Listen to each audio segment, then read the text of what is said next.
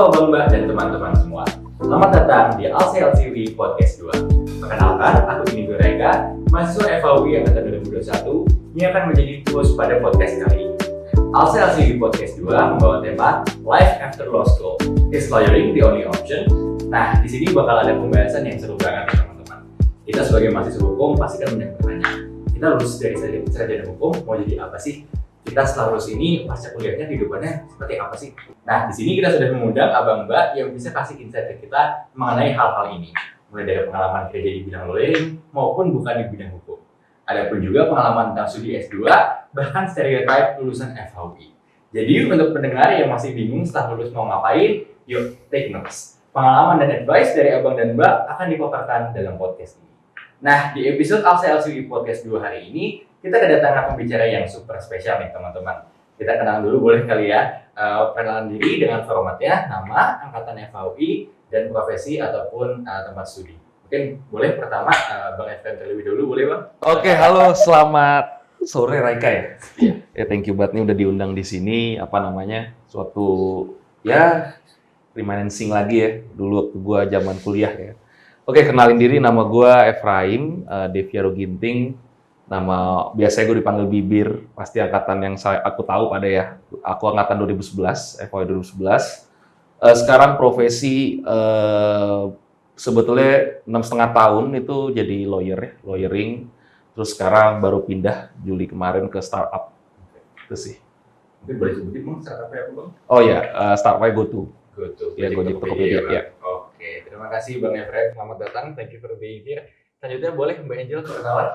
Oke, halo semuanya, nama aku Angel Risha, aku dari Fakultas Hukum Universitas Indonesia, angkatan 2015. Untuk sekarang aku berprofesi sebagai advokat, khususnya litigasi, jadi beda ya dengan corporate lawyer. Ya, corporate lawyer. Tapi at the same time aku juga sekarang sedang punya bisnis, itu namanya Gamma Tricks Member.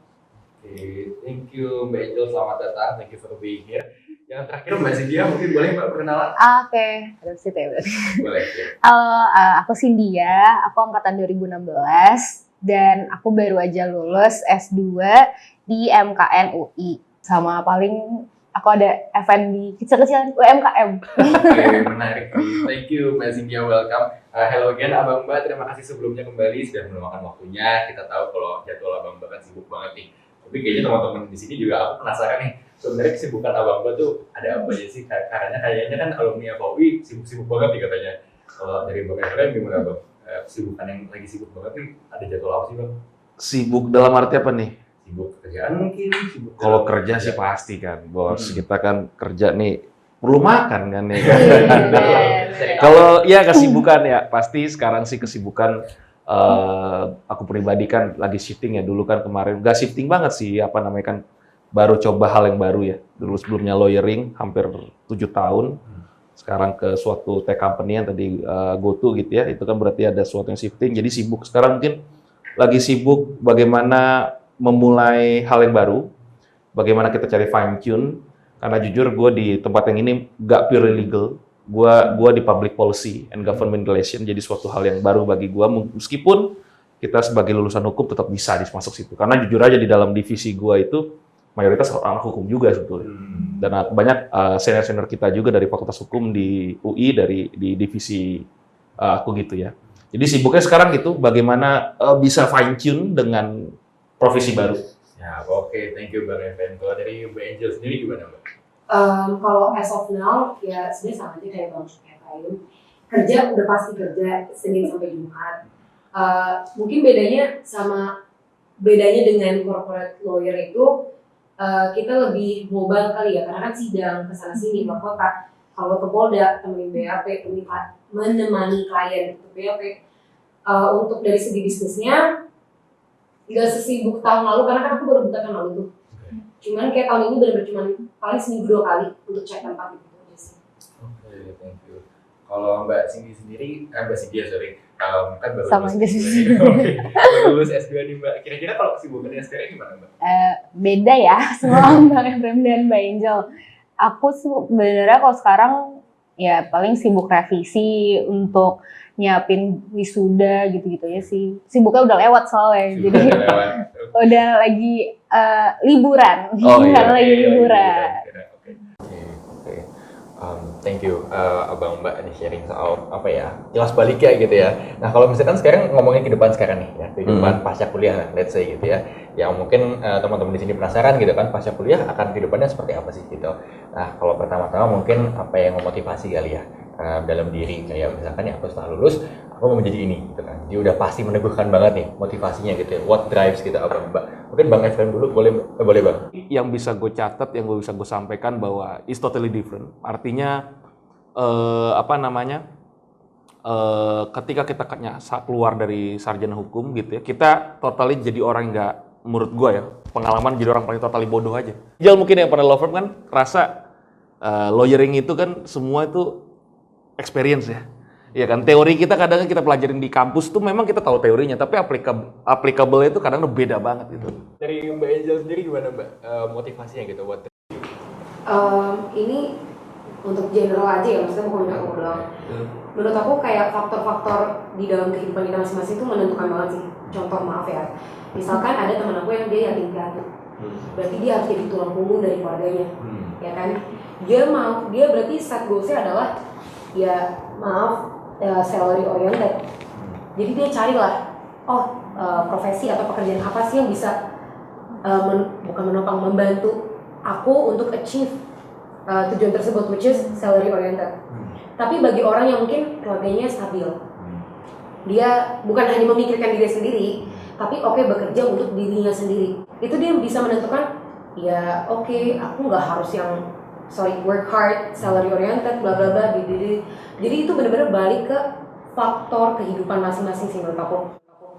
Dari Mbak Cynthia gimana nih, ngeliat apa yang motivasi gitu? Motivasi bener-bener kalau ditambahin boleh setelah lulus S2 ini gitu ya, yang motivasi Mbak sekarang kalau gitu, kira-kira apa? Sekarang ya? Iya, yang sekarang.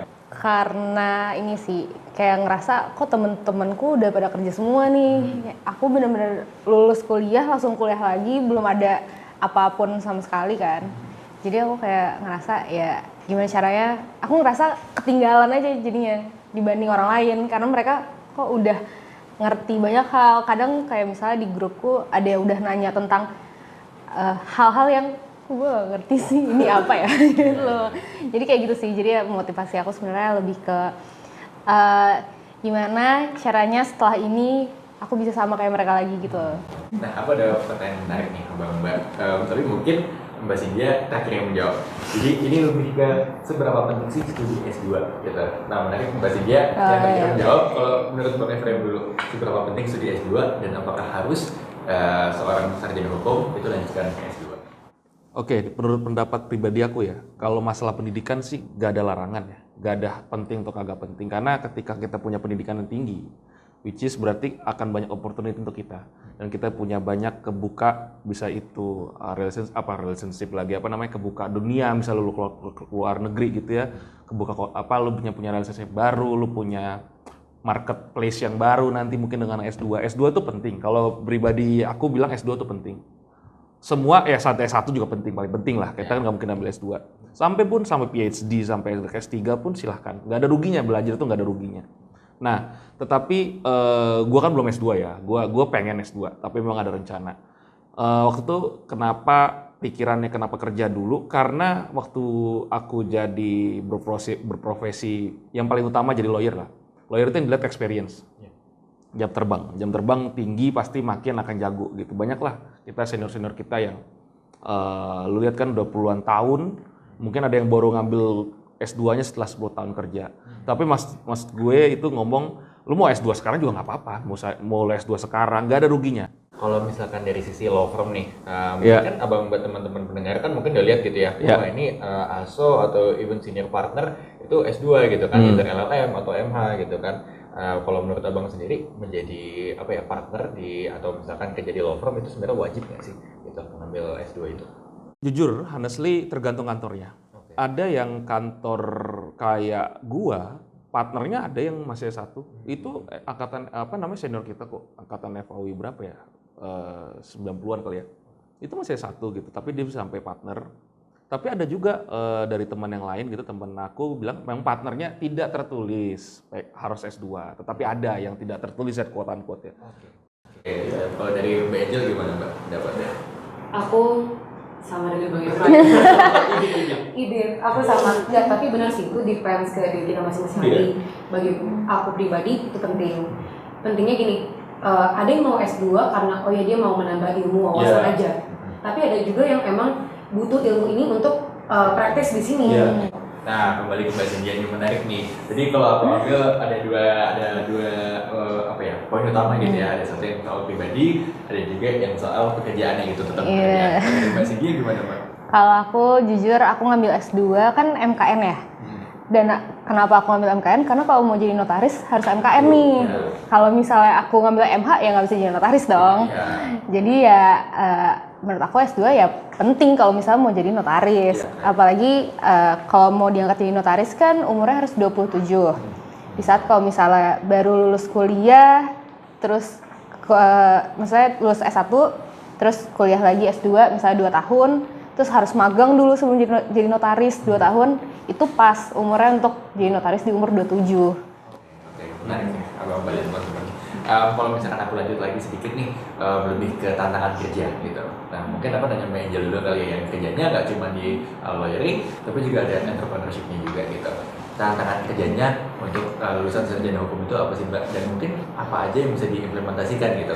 Yang misalkan belajar di FAUI, oh ternyata dapat ini dan di kerja itu pakai banget nih gitu. Itu kira-kira apa Mbak? Jujur ya, ini untuk yang dunia bisnisnya itu yang tadi Bang Efraim sudah sampaikan, aku benar-benar belajar dari nol lagi. Karena aku nggak tahu apa-apa, ya kan? Maksudnya benar-benar sarjana hukum gimana sih Bang? Iya, teori aja gitu. Mungkin kita pikirnya dia punya modal, yang kita mau profit, ya kan? Kita nggak mau nanti rugi atau apa. Berarti modalnya BEP-nya mau dalam 6 bulan, 3 bulan gitu. Mungkin simpelnya mikirnya gitu. Tapi ternyata pas jalanin tuh kayak, wah banyak banget nih.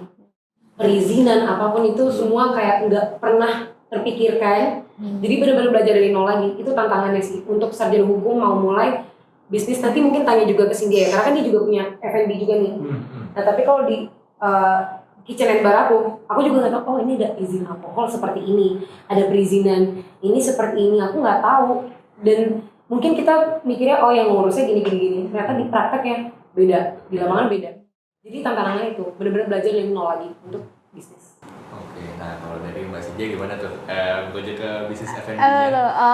Kalau aku kan di rumah ya, jadi kayak emang online aja. Jadi aku nggak ngurus-ngurus kayak gitu sih sebenarnya Mbak. Tapi memang aku baru tahu kayak harus punya NPWP kayak gitu. Di saat kan aku nggak pernah buat NPWP ya. Buat apa mahasiswa punya NPWP gitu. Terus ternyata pas aku buka bisnis, oh ternyata harus ya buat untuk hal-hal yang kecil buat orang lain yang udah ngerti gitu. Terus aku baru tahu kayak gitu aja sih paling. Kalau dari Bang Efraim nih, kalau tadi kan banyak menyebut riset dari nol lagi gitu kan, jadi bodoh lagi gitu. Ya kalau misalkan apa sih yang sebenarnya bisa dipetik dari FAUI gitu? Oh ternyata pakai banget nih di lawyering atau di kerjaan baru abang sekarang, ada nggak Bang? Ya tentu mungkin kita ambil segmen lawyering lah ya. Gue belum pernah jadi PNS, gue belum pernah jadi jaksa, gue belum pernah jadi hakim gitu. Tapi misalnya apa yang gue bisa sampaikan ketika gue jadi lawyering adalah, ketika aku jadi lawyer adalah tentu apa yang kita pelajari di kampus itu gak ada yang rugi. Itu malah bekal yang sangat penting. Karena di sini kita diajarin pondasi gitu ya. Bahwa di dunia kerja itu sebetulnya kita tuh sebetulnya kan kita dibayar ya. Ya kan quote unquote dibayar sebelum bukan kita belajar di situ. Udah lulus dari FAUI lu siap kerja gitu kan. Tapi kan either way kan kita nggak bisa kayak gitu juga kan faktanya. Nah tantangannya seperti tadi Angel juga bilang semua mulai dari nol kembali itu ya. Ketika yang gue bisa bilang gini, ketika kita mungkin jadi motivasi ya. Sekarang ya kalau ditanya lulusan FH di seluruh Indonesia berapa? Ribuan kali. Ribuan. Ya. Itu baru FAUI. Iya, dan aku yakin juga kalau langsung mereka setiap kerja mungkin ada yang bisa jebret langsung pegang kasus gitu ya. Tetapi gue bilangin sekarang karena semua juga akan merasa mulai dari nol, saingan akan makin ketat. Nah sekarang kalau aku motivasi adalah bahwa kita harus gigih sih. gigih gitu. Kalau mau masuk law firm sekarang, meskipun kita semua merasa dari nol, tapi kita jangan ngerasa kecil hati, gitu ya. Gue yakin kita lulusan UI gitu ya, bukan berarti underestimate kita lulusan UI ya, kita harus melihatkan kualitas gitu. Ada nggak sih Bang kira-kira tips and triknya gitu? Kita mau nyari kerja, tapi at the same time banyak juga yang mau nge-apply gitu. Nah itu ada tips and triknya nggak Bang kira-kira? Nah tips and triknya kalau bisa lulus dengan IPK yang bagus, ya karena gini, konsepnya orang tua udah menyalahkan kita, ya kita kasih yang terbaik lah, ya kan. Yang kedua tentu tips and triknya, ini mungkin klise juga, tapi banyak juga law firm melihat bahwa kayak gini kalian ini semua aktif organisasi itu bagus, karena kita berarti dikenal, kita bisa berinteraksi dengan orang. Ketika kita jadi lawyer, kita akan berinteraksi dengan klien, dengan stakeholder, dengan siapa lagi, counterpart kita mungkin sesama lawyer, kali counterpart corporate lawyer kan pasti punya lawan transaksi gitu, misalnya kita ada buyer, ada seller gitu ya. Terus juga kita akan counterpart dengan teman kita di kantor, itu kan semua perlu sosialisasi ya. Kalau kita di organisasi pasti udah biasa dengan gitu ya. Dan kedua, yang ketiga adalah bahwa CV-nya bagus ya, bikin CV yang bagus, jangan terlalu banyak, jadi orang liatin hal-hal yang benar-benar benang merah di diri lu yang bisa menjual. Gitu sih. Itu mungkin itu sebelum kita apply ya. Kalau udah masuk, ya gue saranin selalu perbanyak wawasan hukum. Karena sekarang hukum itu dinamis ya, hukum itu tidak statis, tadi dinamis. Jadi banyak perubahan, ikutin usia hukum, apalagi kalau corporate lawyer kuatin. Kalau corporate lawyer kuatin KU Perdata, UPT, apalagi. Sekarang kalau misalnya sekarang udah undang pasar modal, undang-undangin apa namanya, tentang foreign investment itu kuatin. Itu pasti, itu dasarnya corporate lawyer gitu ya. Kalau litigasi mungkin nanti Angel akan bisa sampaikan gitu ya. Itu sih. Oke, thank you Bang. Nah kalau dari Mbak Angel nih boleh Mbak tips and trick ya. Kalau bidang litigasi boleh Mbak. Jadi gini, untuk teman-teman yang misalkan mau daftar untuk CPNS di OJK atau misalkan company-company, pertama harus riset dulu pembukaan pendaftaran. Update terus dengan berita-berita dari pemerintah. Itu harus diriset. Yang ketiga, ini menurut aku ya, koneksi itu sepenting itu. Kamu kalau punya senior, alumni yang bekerja di lembaga institusi tersebut, dekatkanlah dirimu kepada senior tersebut. Ya walaupun Mbak aku nggak kenal dia, ya udah sopan aja, nggak apa-apa. Koneksi itu dibutuhkan banget. Jadi please expand your network and your connection. Kalau aku boleh ke Mbak Cynthia nih, yang pengalaman sempat pengen masuk menjadi CPNS, mungkin boleh sharing sedikit Mbak pengalamannya itu. Aku kan waktu itu akhirnya nggak bisa ke PNS karena dia emang nggak buka. Aku waktu itu cuma mau nyoba BI. Udah ngisi sih formnya, nggak aku klik. Terus ya udah, karena waktu itu memang dia cuma buka pendaftaran selama 3 hari. Jadi dalam 3 hari itu harus udah semua. 3 hari. 3 hari. Oke, 3 hari untuk. Cepet-cepet. Iya. Nah, jadi waktu itu aku udah ngerasa pede di hari kedua, nggak aku buka lagi di hari ketiga. Pas sebulan kemudian orang-orang udah pada bilang, gue lulusnya, aku lulus administrasi nih BI gitu-gitu. Kok aku nggak ada apa-apa ya? Terus aku cek ternyata ya nggak aku klik, jadi ya udah nggak bisa gitu. Tapi kalau misalkan untuk persiapannya itu Mbak menuju mau registrasi gitu ya, mau apply itu, ceritanya gimana Mbak? Apakah Mbak ada riset dulu, ada koneksi dulu atau gimana? Kalau itu aku tahu gara-gara peer tuh penting sih, grup pertemanan tuh penting karena mereka tuh pasti nge-share kan, kayak BI buka, misalnya apa ya, kementerian apa buka gitu-gitu pasti di-share. Bahkan grup FAUI ku yang satu angkatan itu masih suka nge-share gitu loh, kayak ini ada rekrutmen nih kayak gitu-gitu. Ya kalau misalnya emang kita butuh pekerjaan ya rajin-rajin cek aja sebenarnya, kayak gitu. Karena kita yang butuh ya. Jadi selalu update dan update-nya untuk tahun ini ya, jadi nggak bisa refer ke tahun lalu. Iya nggak bisa. Ya harus benar-benar yang paling update. Ini Untuk hakim sama jaksa juga gitu kalau Iya. harus rajin Ngecek. juga. Oke. Hakim jaksa. Oke. Nah ini menarik nih kita ngomongin tentang PNS gitu ya, bidang pemerintahan, artinya bukan sektor privat nih. Yeah. Nah ada stereotip di luar sana yang menyebutkan bahwa lulusan FAUI itu kebanyakan bukan di non pemerintahan gitu, di sektor privat gitu. Nah mungkin pendapatnya Mbak terkait hal itu gimana? Oke, mungkin sekarang dengan fenomena sekarang ya. Kalau aku sih lihatnya sekarang lulusan fakultas hukum, lulusan sarjana hukum lah ya kita ngomong ya. sekarang terpolarisasi. Gak hanya bisa jadi lawyer, tapi segala bidang. Bisa jadi entrepreneur, bisa menjadi in-house, bisa menjadi lawyer pasti. Itu kan sebetulnya kita tuh kan dibentuk untuk menjadi suatu advokat sebetulnya. Dan sekarang aku lihat bahwa banyak profesi lain yang juga sebetulnya bisa sarjana hukum bisa masuk. Ya sebetulnya sarjana hukum mungkin kita tidak mengerti secara detail terkait eksakta. Misalnya eksakta maksudnya hitung-hitungan lah ya. Kita kan lebih kepada pelajarannya itu lebih pada ngapal kalau orang bilang kan. Yeah. Tapi terkadang juga banyak yang ada teman-temanku yang jadi PR. Ada teman-temanku jadi business consultant. Banyak. Nah, sekarang di era digital sekarang, di era 4.0 sekarang seharusnya gue bukan berarti mendiskreditkan, tetap lawyer itu nomor ya, kita kan dibentuk menjadi lawyer gitu kan. Jadi advokat gitu ya. Tetapi sekarang mungkin gak semua orang mau jadi advokat. Tapi ada juga yang pengen jadi advokat. Tapi sekarang bagi orang yang nggak jadi advokat harusnya sekarang akan lebih termotivasi. Nah sekarang udah kayaknya sekarang udah nggak bisa kita bilang apakah lulus bisa jadi lawyer dong? Enggak. Ya kalau itu pribadi aku ya, pribadi ya. Tergantung kepada orang yang masing-masing. Kalau aku sih gitu sih lihatnya.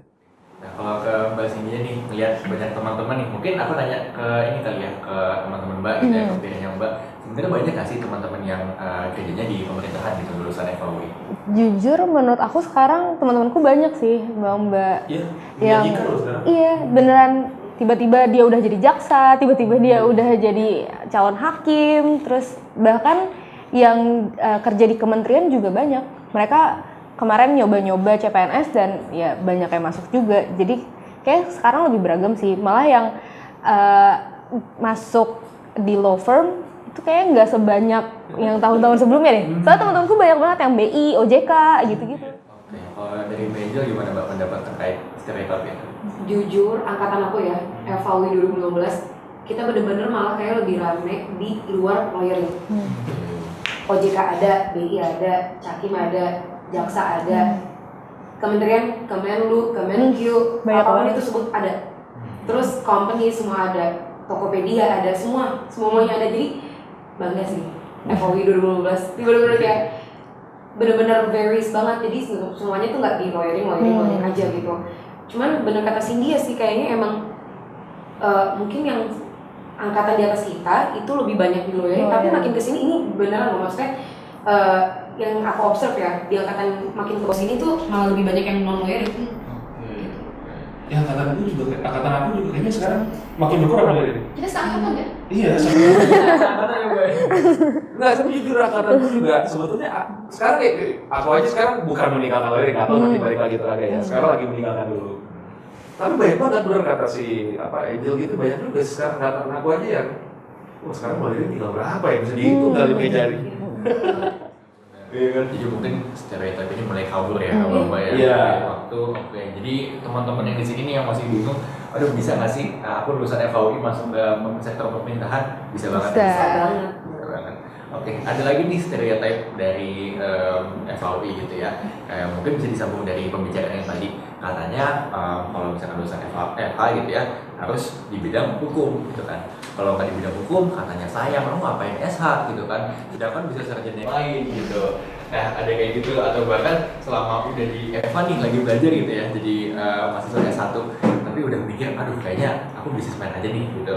Nah kira-kira gimana Abang Mbak tentang pendapat itu? Mungkin Mbak Angel duluan. Oke,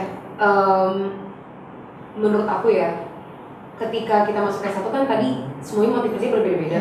Ada yang untuk ilmu aja, wawasan aja, atau emang dia udah punya cita-cita atau target lah, mau lulus dari FAUI atau dari FK itu mau jadi apa. Nah tapi balik lagi sih,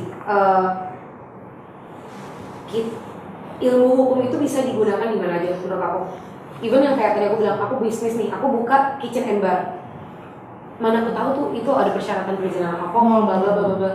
Mikirnya oh ya perizinan ini cuma ngurusin kayak gini, ternyata enggak, prakteknya gini. Persyaratannya apa? Required documentsnya apa aja? Itu kan dibutuhkan. Kalau misalkan kita nggak ngerti apakah ini sudah comply dengan yang ini, A sudah comply dengan yang B. Kalau kita nggak ngerti skemanya itu, ya gimana? Ya kan jadi ilmu hukum tuh akan terpakai. Ya dapat digunakan di mana saja. Applicable di mana saja. Apapun yang kamu kerjakan, itu bisa digunakan dulu. Kalau aku boleh ke Mbak Sigi, gimana?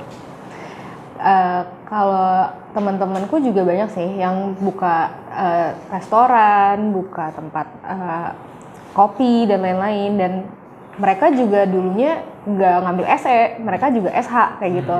Tapi ya memang mungkin karena dulunya mereka belajar hukum, jadi mereka pas masuk ke dunia itu juga tahu mereka harus, misalnya ada agreement mereka harus baca benar-benar. Kan mungkin kalau misalnya sarjana yang lain, mereka nggak terbiasa untuk membaca benar-benar apa yang mereka dikasih dokumen gitu kan Mbak. Jadi mungkin apakah sarjana hukum harus di bagian hukum? Ya enggak, bisa. Nah, kalau Bang Emre pernah nggak sih lihat teman gitu yang kalau bukan SH gitu tapi kerja di bidang lain, kayak lu ngapain kalau gitu selama 4 tahun jadi mahasiswa hukum gitu? Pernah nggak sih Bang? Pernah, tapi sekarang kalau aku bilang ya itu kan kata orang ya. Kadang-kadang gini ya, kadang-kadang ya aku punya angkatan kalau pernah dengar Andika Sudarman. Ya Bang Andika Sudarman sekarang apa jadi lawyer kagak kok, tapi dia bisa buka sejuta-juta. Itu kan bukan law firm, bukan organisasi yang berhubungan hukum, tapi yang aku bisa bilang bahwa itu kan hanya asumsi ya. Nggak gunakan kemampuan hukum, tapi benar juga bahwa semua aspek sebetulnya itu hukumnya ada. Nggak totally kita 100% nggak pakai juga. Orang juga mau dimasuk mana maupun dimanapun, mau agensi kayak media pun pasti ada agreement. Iya kan, ada perjanjian kerjasama yang tentunya mungkin nggak sekompleks di law firm, tapi kita pakai gunakan juga. Tapi sekarang yang aku bisa bilang jangan takut kalau misalnya memang bener kan faktor tadi Angel atau Cindy pernah udah bilang juga, jadi sarjana hukum tuh faktor yang banyak, bisa disuruh orang tua karena emang orang tua semua lawyer, anaknya juga harus lawyer gitu kan. Sarjana hukum ada kayak gitu masih. Jangan merasa bahwa gara-gara nggak kerja di bagian hukum kita jadi hilang. Kita jadi nggak menjadi jati diri sarjana hukum, itu kan sebetulnya nggak gitu ya. Yang penting 3 kalau aku ya, selama dia tidak melanggar hukum, tidak menyusahkan orang tua, dan bisa berdiri kaki sendiri. That's it, udah. Oke, thank you. Nah mungkin untuk merecap gitu ya, aku tahu nih banyak teman-teman, even abang-abang di semester akhir, udah di tahun 3 gitu ya, tapi masih bingung nih, masih bimbang gitu. Kamu sebenarnya pasca kuliah mau kemana, mau ke bidang apa gitu kan? Ada nggak tips and trick kalau misalkan untuk mahasiswa nih teman-teman, abang-abang yang masih bingung gitu? Abang Andre boleh? Oke. Gak usah bingung, wajar. Karena apa? Karena aku juga dulu kayak gitu. Karena itu sangat wajar. Ini paling wajar. Ada orang yang pengen jadi apa, udah ditentukan dari semester berapa, itu which is good. Tetapi kembali lagi kan kita realita nggak ada yang tahu ya. Tetapi jangan takut mencoba sih satu. Mau jadi apa tips and triknya, gak ada tips and trik. Intinya kalau ada jalan, yakin pengen jadi ini, pengen jadi PNS, pengen jadi apa, coba aja, hajar. Gagal dikit ya udahlah, kita selama masih umur di bawah 30, belum ada tanggungan yang banyak. Gagal itu suatu proses dalam kehidupan. Ketika sekolah kehidupan, bahwa kita tidak akan mengetahui, tidak akan tahu rasanya sebelum kita mencoba. Jadi sebenarnya tips and triknya adalah, kalau itu memang yakin sesuai dengan apa yang diinginkan. Karena yang penting satu kalau dari aku masukannya, berdamai dengan diri sendiri. Kita pengennya apa? Kalau law firm gara-gara ikutan teman ternyata ya ikutan juga nggak apa-apa, FOMO juga kan. Itu suatu ini kan, suatu kejadian yang selalu terjadi semua angkatan. Ikutan law firm ternyata nggak suka. Yang penting udah coba dulu, ya kan. Pengalaman kan tidak akan pernah rugi gitu kan, iya kan. Jadi nggak ada tips and trick. Coba aja, lihat riset yang benar. Kedua, kalau misalnya memang dapat hal, misalnya pengen S2, gas aja S2, nggak usah bilang kerja dulu. Ya kalau misal dapat sekarang, kenapa enggak? Nanti nikmati umur 40 loh. S2, nanti tiba-tiba S2 tuh dinikmati nanti loh kadang-kadang. Ketika experience kita udah terbentuk, ternyata S2 kita melengkapi loh profil kita. Itu yang aku lihat ya dari senior-senior. Nggak ada tips and trick. Oke Mbak, gitu aja. Kalau Mbak Sigi mungkin bukan tips and trick, tapi lebih ke pesan gitu ya. Pesan kepada mereka yang masih bingung gitu ya. Itu boleh. Jujur aku kemarin mau ambil S2 juga karena online ya. Jadi kayak mumpung masih online juga, bisa ngelakuin hal lain juga sambil kuliah. Karena aku S2 itu beneran full time Senin sampai Jumat. Iya, padat. Jadi nggak bisa kalau misalnya sambil kerja tuh yang ada nggak dapet juga ilmunya nantinya. Jadi ya kalau misalnya memang bisa lulus terus misal mau S2 lagi langsung, ya mumpung masih ada rasa-rasa kuliah kemarin, ya, kalau mau lanjut aja. Tapi kalau misalnya memang mau kuliah nanti, ambil yang kelas malam biar bisa sambil kerja juga ya nggak apa-apa kayak gitu. Oke. Kalau Mbak Angel sendiri gimana Mbak? Pesan untuk mereka yang masih bingung nih setelah lulus? Ini setelah lulus atau penentuan tadi bidang di kuliah? Tadi aku Jadi research. waktu kuliah nih, gitu kan. Nah mereka udah mikirin kira-kira rencana atau misalkan apa yang cita-citakan gitu kan. Tapi masih bingung mau kerja di bidang apa, mau kerja apa gitu. Oke. Ini nggak ada tips and trick yang benar-benar konkret. Sama ya? Selalu Enggak. kan di sebelah Emang saya. nggak ada sih kayaknya. Bukan ini soal nggak ada. Nggak ada. Iya, nggak ada bang. Emang nggak ada. Cuman mungkin ini beberapa hal yang bisa di-consider lah. Misalkan mau lulus tahun depan, yang di-consider tadi dilihat dulu nih timeline kita umur berapa. Misalkan umur 21 gitu. Terus udah mau punya timeline, aku mau nikah umur 30, ya kan? Terus pikir lagi, oh ya selama 3, tapi belum tahu mau lawyering atau enggak ya. Yaudah ceburin dulu aja kemanapun itu, beneran. Karena abis itu ngerasain, cuman jangan sampai tidak profesional ya. Maksudnya misalkan kayak tadi Bang Efraim bilang masuk lawyering tapi nggak suka, ya jangan asal cabut. Maaf banget jangan sampai ngejelekin nama alma mater kita juga gitu loh. Terus tapi tetap misalkan lawyering oke udah setahun kurang suka, yaudah coba CPNS. Rasakan itu dulu selama di umur 20 menurut aku. Di umur 20 apapun itu, bisnis, company, whatsoever, cobain selama umur 20. Nanti lama-lama udah tahu nih apa yang kita suka dan yang paling penting apa yang kita nggak suka. Yang paling penting sih, kalau apa yang kita suka, wah itu lebih nanti broad gitu loh. Tapi apa yang kita nggak suka, kita tahu kita akan menghindari A, B, C, D karena kita nggak suka itu.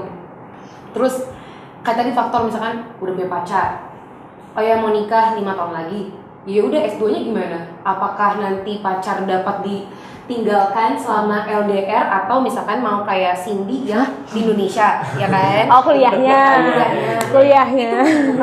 Itu menentukan menurut aku. Kalau kamu cuman ya nggak sih bang, daripada kita kasih tips and trick yang A, B, C, ini kan pasti di stage kalian nih sekarang udah punya pacar, udah punya ini ya, entah ya main-main atau serius-serius whatsoever. Itu balik ke diri kalian masing-masing, cuman ya itu kayak oh ya udah mau nikah di umur 25, ya udah S2-nya mau nanti setelah nikah atau sebelum nikah. Kalau sebelum nikah mau kemana, UK atau Amerika gak akan terima kalau belum punya working experience. Tapi oh ya udah deh, yang penting lulus langsung S2 tapi nggak mau Indo, ya udah cari uni yang emang bisa terima tanpa working experience. Tapi kalau wajib working experience ya mau nggak mau kerja dulu. Di Amerika rata-rata wajib minimal 1 tahun working experience. Jadi riset sih. Riset, jangan asal oh ya aku maunya Amrik atau ini katanya Amrik nggak bisa terima kalau langsung dari SH nggak bisa, benar-benar nggak bisa gitu. Ya aku nggak tahu, mungkin ada uni yang terima, tapi most yang di States itu nggak akan terima kalau kamu nggak punya working experience. Tapi kayak UK, mungkin Belanda itu banyak banget teman-teman aku yang lulus langsung terbang ke sana. Atau di Indonesia juga bisa langsung kan, nggak ada consideration ini orang belum ada working experience, itu nggak ada gitu. Jadi benar-benar riset dan lihat dulu semua supporting factors yang ada di diri kita, pacar, keluarga, keuangan. You consider baik-baik, you buat timeline whatsoever. Nanti belum bisa menentukan, cebur dulu aja. Nanti baru tahu sukanya ini, nggak sukanya ini. Yang paling penting apa yang nggak disuka, apa yang nggak disuka. Gitu. Nanti di umur 30 baru tuh lebih mengerucut. Jadi it's okay ya, Bang Mbak dan teman-teman yang ada di tahun akhir atau yang masih bingung mau kemana, it's okay. Yang penting gather as much as experience, gitu ya Bang Mbak ya. Oke, nggak terasa nih Abang Mbak dan teman-teman semua, kita sudah sampai ke ujung podcast kali ini. Semoga pembahasan kali ini bisa bermanfaat buat Abang Mbak dan teman-teman. Sudah di take notes tadi segala insight-nya yang sangat tentunya berguna banget buat Abang Mbak dan teman-teman. Dan juga semoga podcast ini bisa membantu yang masih dilema nih setelah lulus mau jadi apa.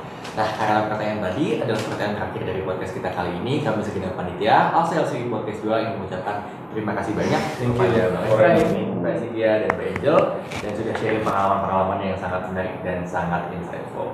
ALSA Podcast, connecting the dots to your future job. And lastly, ALSA always be one. Terima kasih.